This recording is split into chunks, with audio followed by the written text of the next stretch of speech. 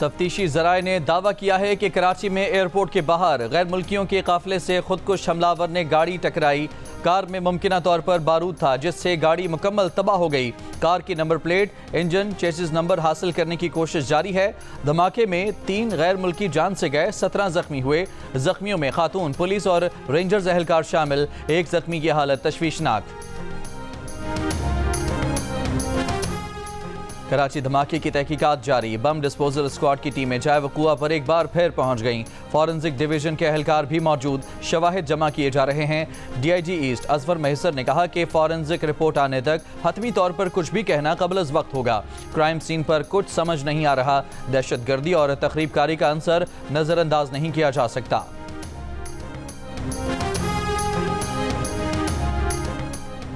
Test cricket में पै दर पै शिकस्तों के बाद फतह की उम्मीद लिए पाकिस्तानी टीम इंग्लैंड के मद्दे मुकाबल। पहले टेस्ट में पाकिस्तान का इंग्लैंड के खिलाफ टॉस जीतकर बैटिंग का फैसला। कप्तान शान मसूद ने कहा कि चीज़ों को तब्दील करके ट्रैक पर वापस आना चाहते हैं। हमारे पास टीम में 2 स्पिनर्स और 3 फास्ट बॉलर हैं। इंग्लिश कप्तान ओली पॉप ने कहा कि टॉस जीतने पर हम भी पहले बैटिंग का फैसला करते।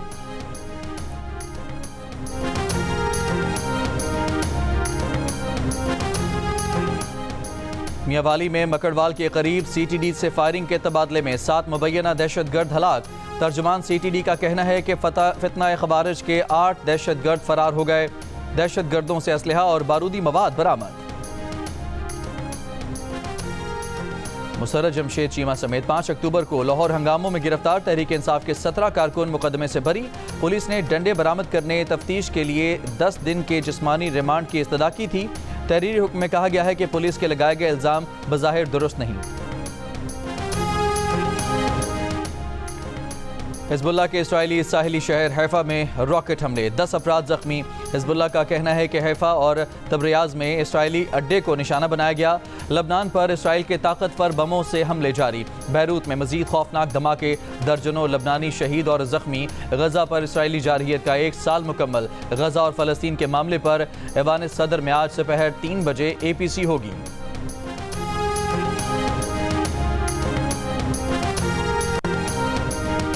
समंदर के रास्ते मनशियात स्मगल करने की कोशिश नाकाम। ANF तर्जुमान के मुताबिक जीवानी के गहरे समंदर में खलीज ओमान जाने वाली स्पीड बोट से 60 किलो आइस बरामद की गई है। मुल्जिमान फरार हो गए।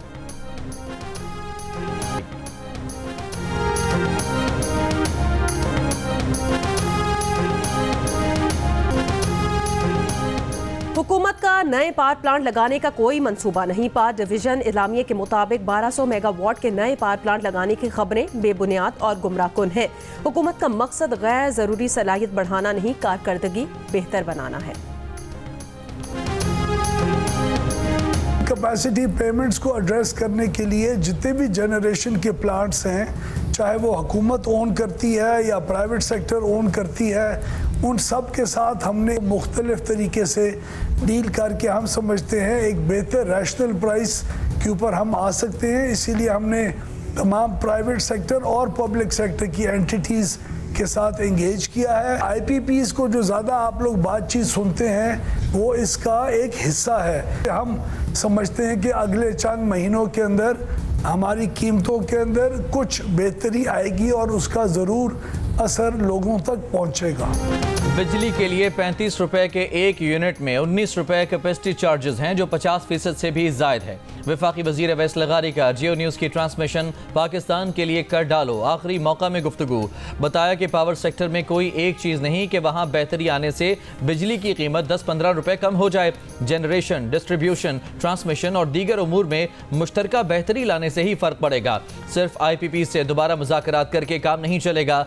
कोई मुआहिदा एक तरफा तौर पर ख़त्म नहीं कर रहे। हम तो 5-5 किलोवाट वाले सोलर कॉन्ट्रैक्ट भी ख़त्म नहीं करेंगे। इस्लाहात के लिए जितनी हुकूमत आज संजीदा है, पहले कभी ना थी। हुकूमत की टास्क फोर्स इस पर काम कर रही है। अवैस लगारी ने कहा कि अगले चंद माह में बिजली की कीमतों में कमी आएगी और सार्फिन पर इसका असर पड़ेगा।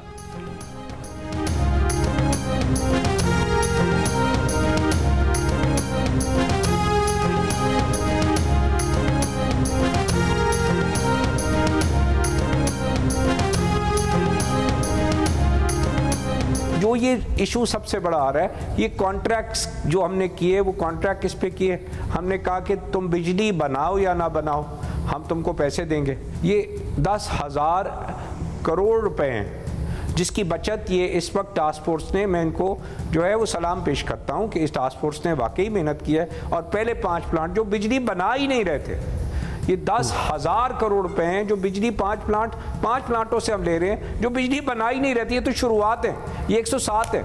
जब आपने 10,000 मेगावाट के पावर प्लांट्स लगा लिए तो फिर क्या ज़रूरत थी कि आप 5,000 मेगावाट के इंपोर्टेड फ्यूल के power plants centre of the country में लगाते, जो आज चलाने की वजह से आपको सस्ते पावर प्लांट साउथ में जो लगे हैं वो बंद रखने पड़ते हैं और उसका 300 अरब रुपया सालाना हमारा कंज्यूमर देता है। बिजली के मामले पर हुकूमत की टास्क फोर्स अच्छा काम कर रही है। साबिक निगरान वफाकी वजीर गौहर एजाज का एतराफ़। जियो न्यूज़ की ट्रांसमिशन आखिरी मौके में बात करते हुए कहा, माजी में पावर सेक्टर से ऐसे मुआहदे भी हुए कि बिजली बनाओ या ना बनाओ पैसे देंगे। बिजली बनाने के 5,000 करोड़ और ना बनाने के 26,000 करोड़ वसूल हो रहे हैं। गौहर एजाज ने यह भी कहा कि बिजली की पैदावार तो 47,000 मेगावाट तक बढ़ गई, लेकिन इसकी खपत ना बढ़ सकी, जिसकी वजह से कैपेसिटी चार्जेस भी बढ़े। उन्होंने कहा कि महंगाई कम नहीं हुई, महंगाई बढ़ने की रफ्तार कम हुई है। CEO हेप्को कामरान कमाल ने कहा कि अगर वो अपने एंड से मुआहदे की पासदारी कर रहे हैं तो फिर पैसा कमाना गलत नहीं। पावर सेक्टर में इस्लाहात के बगैर तमाम कोशिशें बेसूद होंगी, सरमायाकार का एतमाद तबाह हो जाएगा।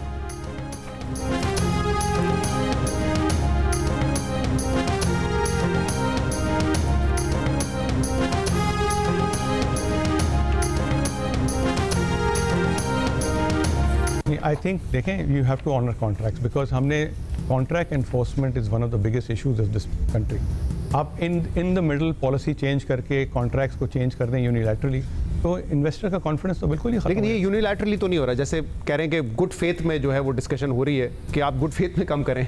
ये तो कामरान ही बता सकते हैं, कामरान ही बता सकते हैं। आपका बिजली का बिल होता है, उसमें ढेर सारी और चीज़ें आ रही होती हैं, सिर्फ कैपेसिटी पेमेंट नहीं होती। टैक्सेस का भी एक बड़ा कैपेसिटी पेमेंट तकरीबन समझे 18 रुपये 50 पैसे मोटा मोटा हिसाब है। टोटल जो बिल आता है 700 प्लस यूनिट का इंडस्ट्री का 55-60 रुपये आता है, तो 18 रुपये 55, बाकी 10 रुपये जो है जनरेशन कॉस्ट है। Pakistan has one of the lowest generation cost in the world. तो कम से कम मॉडल भी होना चाहिए था कि जो आपका टेक और पे नहीं हो रहा तो आपको इक्विटी पे रिटर्न नहीं मिलेगी, आपको सिर्फ ब्रेक डाउन आपकी मिनिमम फिक्स कॉस्ट मिलेगी। जियो न्यूज़ की खुसूसी ट्रांसमिशन में लकी इलेक्ट्रिक पावर के चीफ एग्जीक्यूटिव रोहेल मोहम्मद ने कहा कि IPP से माहिदों पर 2-3 बार मुज़ाकरात हो चुके हैं, हुकूमत को इनकी पासदारी करनी चाहिए। एक तरफा तौर पर मुआहदा ख़त्म करने से सरमायाकार का एतमाद तबाह हो जाएगा। ज़्यादा मुनाफे की बातों में वक्त की मुद्दत को नज़रअंदाज किया जा रहा है। माहिर माशियात अमार हबीब खान ने कहा कि कैपेसिटी पेमेंट को विलन बना दिया गया है। सारी IPPs बंद कर दें तब भी बिजली के बिल में कमी नहीं आएगी। बिजली के मामलात में बाकी चीज़ें बहुत महंगी हैं जिन्हें नजरअंदाज कर दिया जाता है। FPCCI के नायब सदर आसिफ इनाम ने कहा कि मुआहदों पर नजरसानी तो होनी है, पूरे रीजन में कीमतें नीचे आ रही हैं।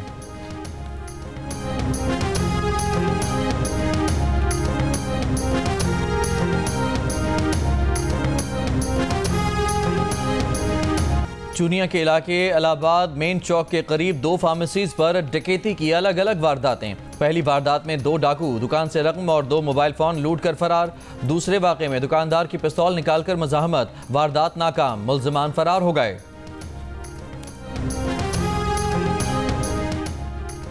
वफाकी हुकूमत ने PTM पर पाबंदी लगा दी। वजारत दाखिला से जारी नोटिफिकेशन में कहा गया कि PTM मुल्क में अमनो सिक्योरिटी के लिए खतरा है।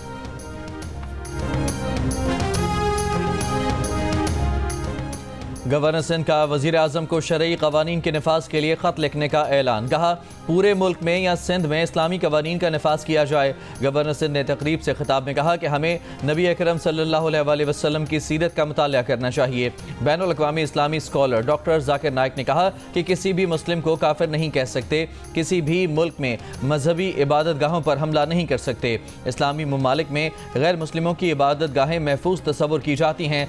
तकरीब में शरीक इंशाद यूसुफ ने डॉक्टर जाकिर नाइक की गुफ्तगू पर इस्लाम कबूल कर लिया। इंशाद यूसुफ किसी भी मजहब को नहीं मानता था।